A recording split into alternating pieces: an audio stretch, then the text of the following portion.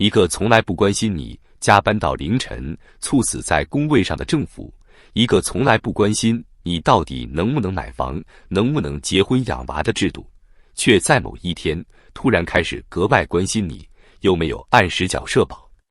听上去是不是很荒唐？但这就是正在发生的现实。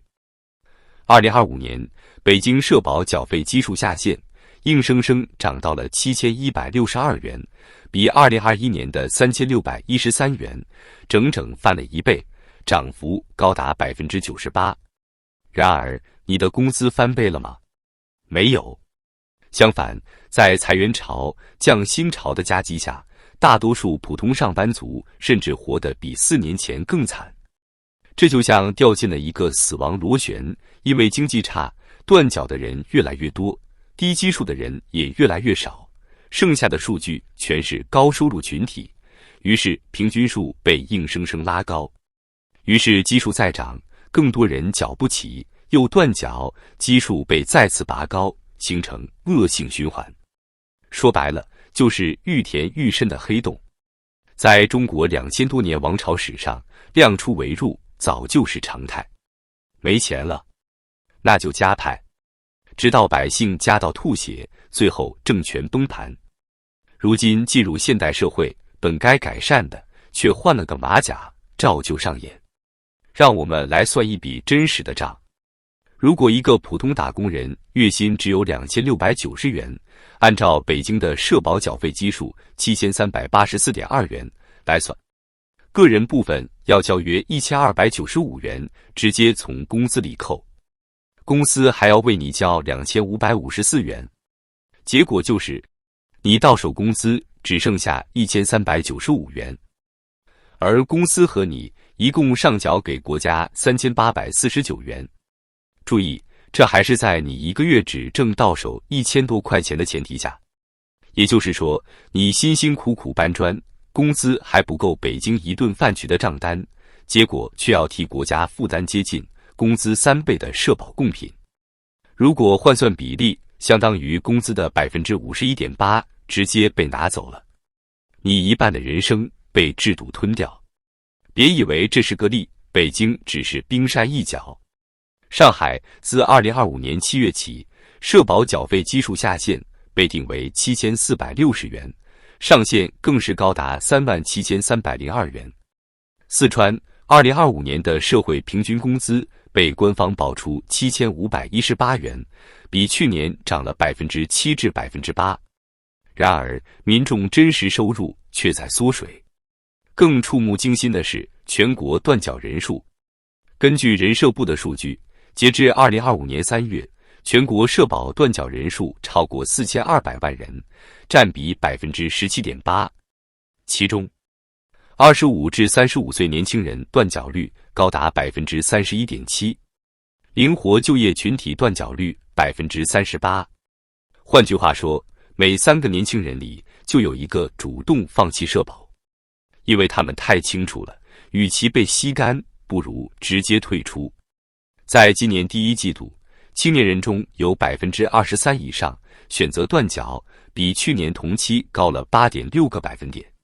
社保已经被年轻人视为负担，而不是保障。成都一位自由职业者在9月25日表示，他最终还是缴上了社保。明知道这是个黑洞，他仍然不得不交，因为之前在单位已经交了10几年，如果现在不交，前面10几年的缴费就会全白交。这就是最残酷的锁链，社保一旦上车就下不来了。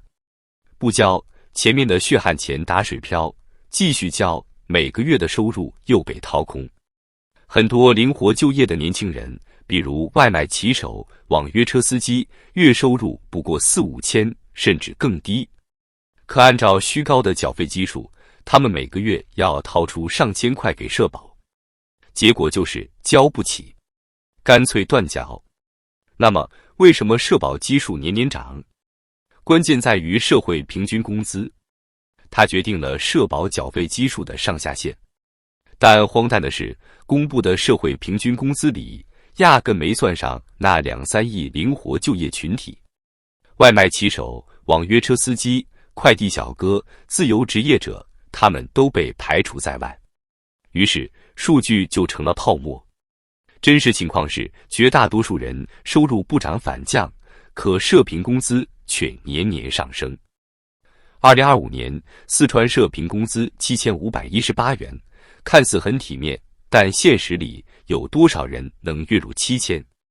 有人讽刺道，官方公布的数据从来只涨不跌，从不考虑民众真实收入。还有人指出，2023年社保每月涨67元，到了2025年，每月又要多缴115元。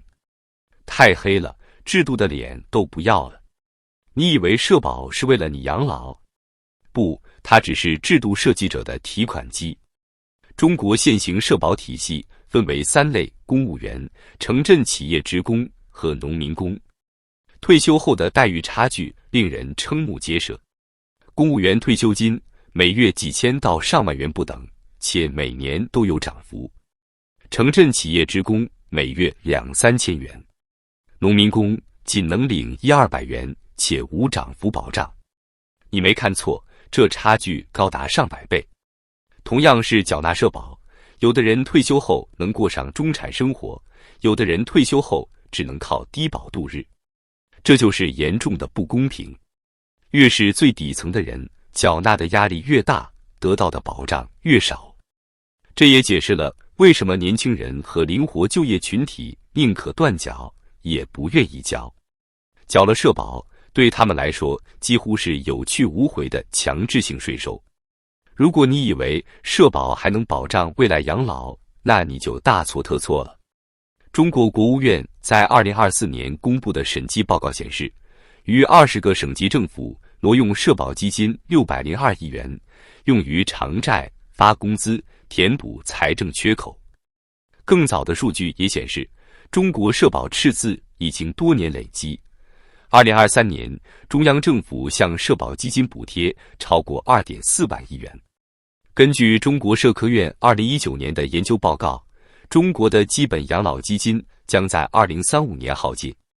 但专家直言，2035年可能来得更早，经济下行、就业压力、生育率下降，这个时间点会大幅提前。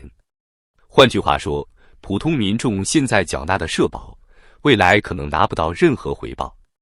所有努力都变成了制度的吸血管，愈缴愈深，根本填不满。你缴的越多，基数被拉得越高，最后真正收入低、最需要保障的人反而缴不起，干脆退出。这是一个悖论，也是制度自我吞噬的表现。而就在这个经济下行、就业不稳的背景下，2025年9月，新的社保缴纳规定再次收紧。北京、上海等地社保缴费上限继续拔高，对灵活就业群体缴费压力陡增。没有固定收入的人，为了生存只能断缴。民众心里的怨气已经积累到顶点。社交媒体上，社保黑洞、交了血汗钱没回报、被制度绑架等关键词屡屡登上热搜。你缴社保不是为了自己，而是为了不让以前交的钱白交。实质上，你已经被困在一个无法逃脱的陷阱里。社保基金的缺口、制度的不公、基数拔高和强制缴纳新规，形成了一个环环相扣的陷阱，把亿万民众困在一个越来越深的黑洞里。不仅是个人，企业也压力巨大。据众和云科集团去年调查，6000家企业中，仅28%按规定缴纳社保，社保缴费率高达40%至60%，超过德国35%的高福利水平，而中国企业的平均利润率远低于欧洲水平。很多私营企业主表示，如果再涨社保，他们可能不得不裁员、降低工资，甚至关门倒闭。这意味着社保上涨不仅吞噬了普通打工人的收入，也压榨了企业生存空间。最终结果可能是就业机会减少，经济活力下降。2035年，如果社保基金真的耗尽，1万年轻人退休后可能什么都拿不到。这不是危言耸听。根据人社部数据2025年年轻人断缴率已达23%以上，呈逐年上升趋势。如果经济继续低迷，人口继续老龄化，就业和生育率继续下降，社保基金赤字只会越来越大。到那时，你缴纳的每一分钱都可能变成制度黑洞里的一滴血汗。自由职业者、灵活就业者、低收入群体，他们已经明白，社保不再是保障，而是一种束缚，一种无法逃脱的负担。中国社保看似为了保障民众，实际上却在制造新一轮的社会压力。民众心知肚明，愈缴愈深的黑洞不会因为你的顺从而停止吞噬。缴社保不是为了养老，而是为了不让之前的血汗钱打水漂。企业缴社保不是为了员工，而是为了不触碰制度红线。这种黑洞不仅吞噬了个人，也吞噬了企业，更吞噬了未来的希望。在未来的日子里，亿万中国人将被迫在生存与缴纳、现实与希望之间徘徊，面对一个愈发不可控的制度怪兽。